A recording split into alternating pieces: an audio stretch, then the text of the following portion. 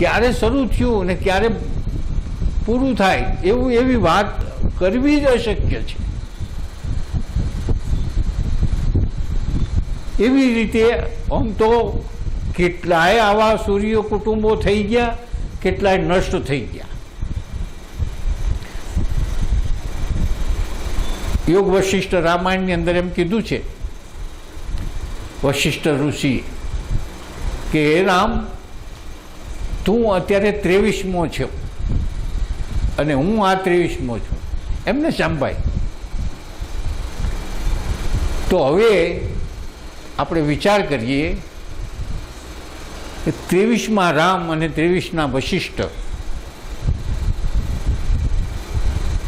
તો 23 વખત આ પૃથ્વીનો નાશ થઈ ગયો, અગાઉ 22 વખત.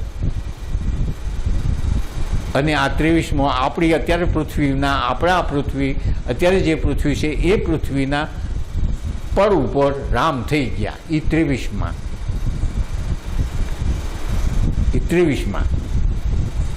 તો આવી પૃથ્વી અગાઉ થઈ ગઈ. એ વખતે પણ રામ હતા, આવું સૂર્ય કુટુંબ હતું. એ વખતે પણ રામ હતા, વશિષ્ઠ હતા, ત્યાર પછી પણ હતા, ત્યાર પછી પણ હતા. એટલે 23 વખત. હવે એવી પૃથ્વીની આયુષ ગણો, અને એવા 23 પૃથ્વીઓ ગણો. જો યોગ વશિષ્ઠના રામાયણના આધારે આપણે ગણીએ તો હવે બીજી વાત એની હારે અનુસંધાનમાં આપણે ગણીએ કે આપણી પૃથ્વી, આ જે વર્તમાનમાં જે આપણી પૃથ્વી છે એ પૃથ્વીના પડ ઉપર રામ આવ્યા 23મી વખત. ને પછી આ દ્વાપર ને 53 ને કળયુગ આવ્યું અને એમાં આપણે છીએ. એટલે આ પડ ઉપર જ આપણે હતા. આ પડ ઉપર 3 યુગ પસાર થઈ ગયા. આ પડ ઉપર, પૃથ્વીના પડ ઉપર, અને આ 3 યુગ પસાર થઈ ગયા. એટલે 3 યુગમાં આપણે હતા. જો 23મા વખતે રામ હોય તો આપણે પણ 23મા વખતમાં હોય. એટલે આ જીવ, આ બધા આપણે બધા જીવો અત્યારે આપણે બેઠા છીએ અને આ બધું થઈ રહ્યું છે, એવું કદાચ 23મા વખતે પણ હોય. નથી થઈ એટલે જ નથી થઈ, માટે 23મા વખતમાં છીએ. જો થઈ ગયું હોત તો અત્યારે હાજર ન હોત.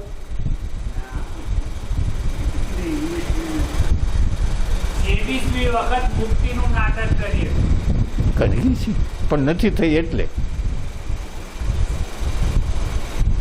નથી થઈ માટે 23મા વખતે નાટક. નથી થઈ માટે ને પછી પણ આ સૃષ્ટિનું સર્જન થાય.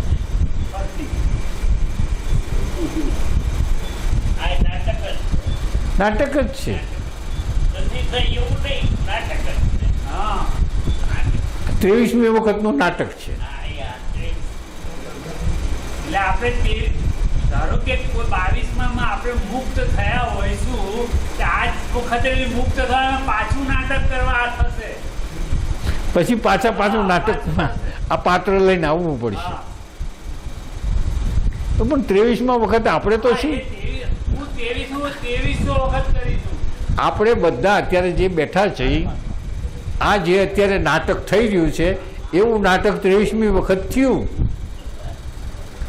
23 વખત પૃથ્વી આવી, 23 વખત આપણે આવી રીતે આ તમે જે બધા બેઠા છો તે, અને આ બધા આ જ રીતે 23મી વખત બેઠા છે. એગ્રી? કારણ કે એ તો આને કીધું છે. આ તો બધું કલ્પાયેલું જ છે. આ બધું કલ્પાયેલું છે. વિચાર કરો. એટલે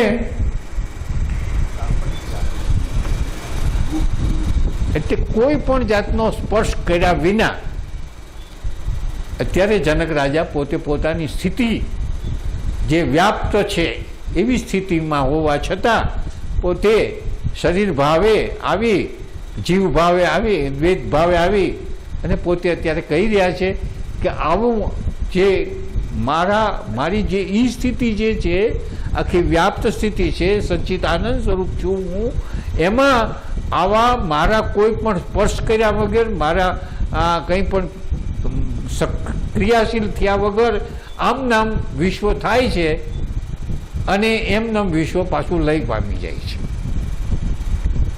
એમ જનક રાજાનું કહેવાનું થાય છે. મારામાં અને ધારણ કરાયેલું છે, આ વિશ્વ મારામાં જ પાછું ધારણ કરેલું છે અને આ બધું કલ્પાયેલું છે. આ જેમ પડદા ઉપર જે ચિત્ર છે એ ચિત્ર સાચું છે જ નહીં, અને સાચું હોય તો પડદો બળવો જોઈએ. એવી રીતે આ જે બધું છે, જે થાય છે, વિશ્વ બને છે, બધું આ ક્રિયા થાય છે, આ બધા યુગો થાય છે, આ બધું એક માત્ર કલ્પના છે અને કલ્પના પ્રમાણે જ આ બધું કાલ્પિત નાટક ભજવાય છે અને વળી પાછું લઈ થાય છે. એની સાથે મારે કાંઈ સંબંધ નથી એમ કહે છે. હવે આપણે અત્યારે 13મો શ્લોક પૂરો કરીએ છીએ અને 14માં આવ્યા છીએ. 10:30 થઈ ગયા છે.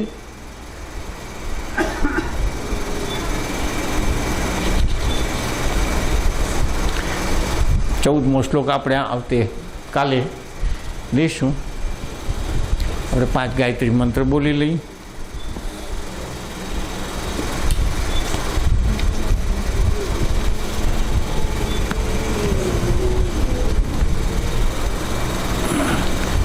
ઓમ ભૂર્ભુવઃ સ્વઃ ઓમ તત્સવિતુર્વરેણ્યં ભર્ગો દેવસ્ય ધીમહિ ધિયો યો ન ઓમ પ્રચોદયાત્.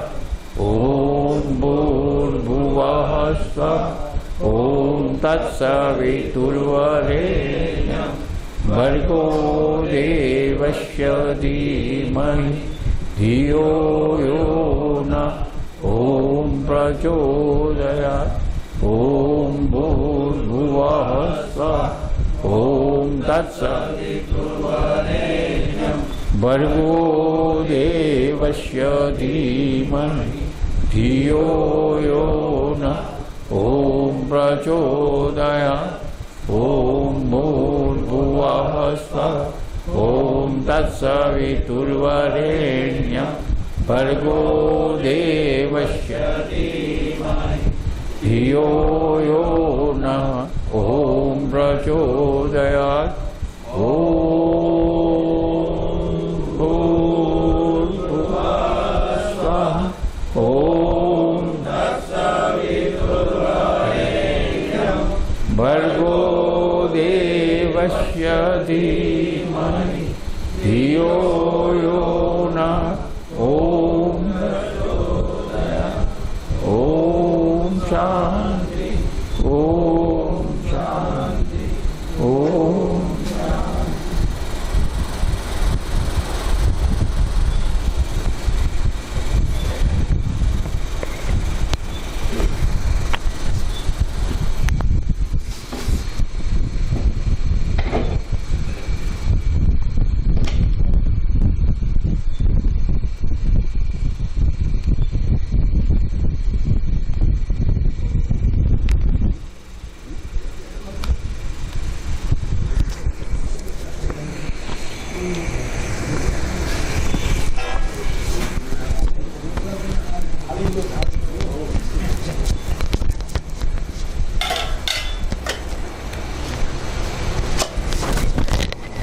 પેલી આવી છે ને કાલે એટલે મેં મૂકી દીધી હાથી મૂકી દીધી.